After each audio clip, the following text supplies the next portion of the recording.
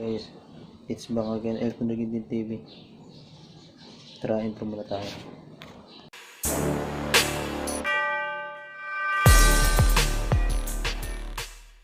This is Elton TV. Manood po tayo ng True Horror Story POV reaction video. Reaction time review. Sige, simulan na natin. My name is Nakia. I'm the content creator for True Horror Stories POV. Okay, and for this backstory, I'm going to share with you guys what actually happened behind episode 13, which is OverTime. Okay, so first off, let me just say episode 13 actually didn't happen to me, obviously, because like I've mentioned before, season 2 onwards are no longer my stories.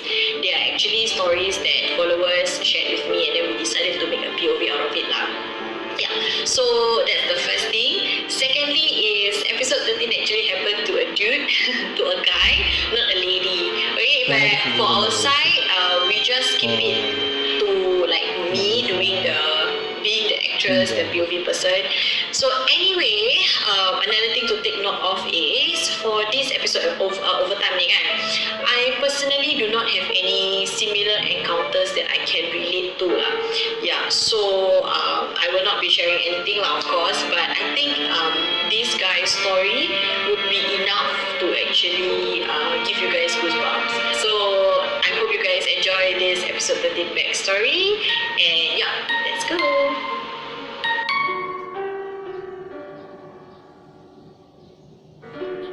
Hi, my name is Harry and this is my story, guys.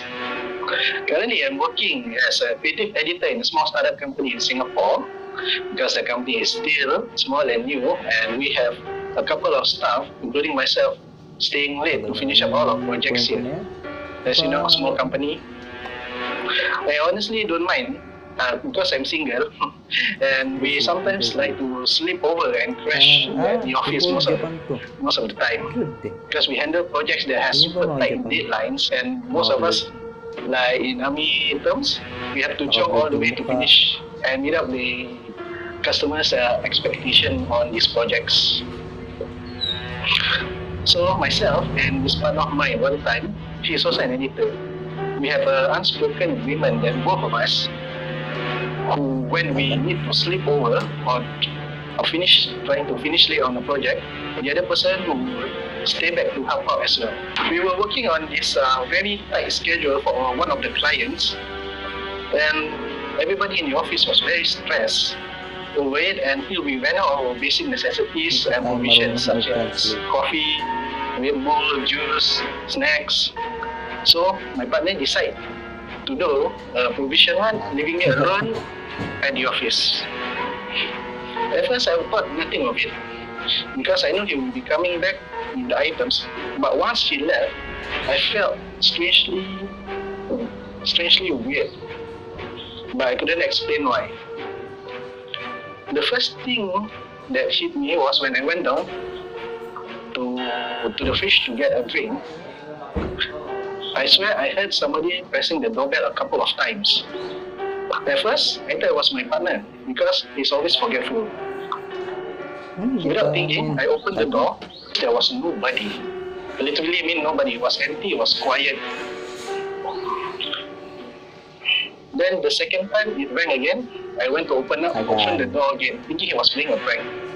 But once I opened the door, I noticed that the hair on my neck stood up immediately, telling me something is wrong. But I didn't want to acknowledge, or even better, as they say, ignorance is bliss.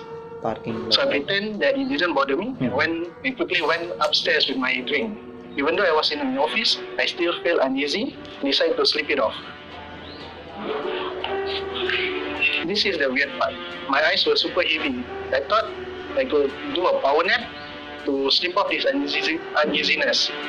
It was a bad move. So I went over to this long couch that we so-called call our base at the office, and immediately fell asleep. That's how tired I was. I literally fell asleep when my head touches the headrest. Then I had this dream. This was very, very weird.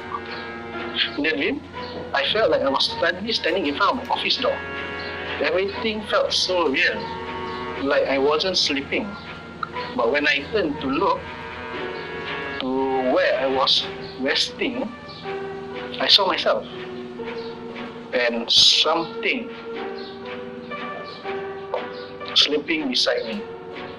And this thing was super close to my face. I was so shocked that I immediately woke up. I guess what I experienced was what they call lucid dreaming, and it was my first ever encounter. It totally freaked me out. It felt so real that I decided to call it a night. I quickly went back to my office and packed my things when I heard the main door getting unlocked, followed by footsteps walking up the stairs. Immediately, I felt relieved because I know it is my partner coming back from his provision run.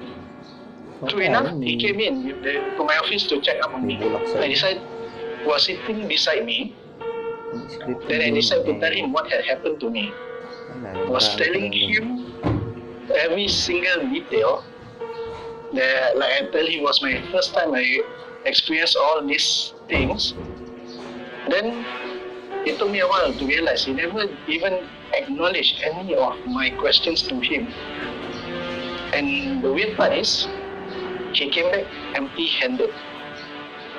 I thought he will be bringing all the provisions with him. That's when it hit me that the person beside me may or may not be my partner. Again, like I said, ignorance is bliss. And decide not to show my panic.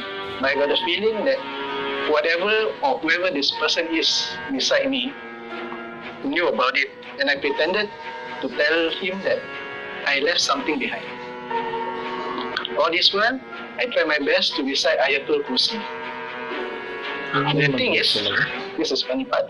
My mom has been pestering me to memorize the Ayatul Kursi, as she's been sending me videos of different people reciting the ayat in hope I will attempt to memorize it one day.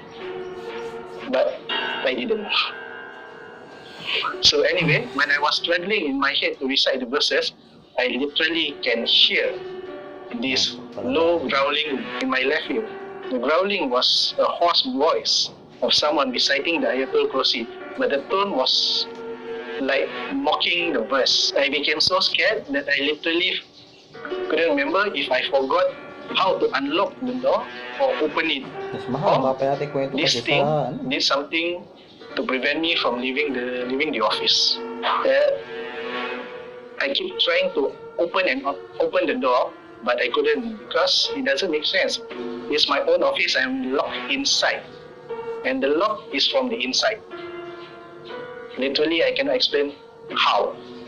So I ran back to my table to find my phone, only to realize that I left it outside when I had my power nap. Not wanting to be stuck in a room with nowhere to go, I decided my luck to open the door again, but this time to recite Bismillah before opening the door. And to my relief, the door opened. Once I was out, I took out my phone and opened my WhatsApp messages to find the video that my mom has been sending me, the one that she wants me to memorize, the Ayatul Kursi, and play it, hoping that it could ward off whatever this thing is. I was really hoping that the phone would be my weapon, like because I was playing Ayatul Kursi and nothing could get me. But I was so wrong. This thing toyed with the internet on my phone, because while the verse was playing, suddenly the video, or I'm not sure whether it's the video or the connection, started to go haywire. Then I was holding my phone. Then from my view from the phone, I decided to pull out my phone, and suddenly this thing was like literally right in front of me, getting a shock of my life. The thing is, I'm about 1.78 meters tall, and this thing like towers over me.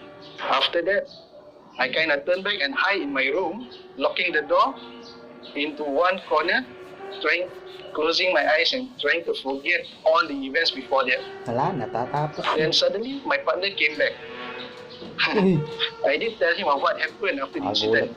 We tried our best not to do any OT after that. None of our colleagues knew about this because I did not want them to literally resign and giving us more work to be done. And like Totoo kaya yun? asking us to do more OT after this incident. But yeah, this is what happened to me, and this is my story. Hope you Yawa. guys enjoy it.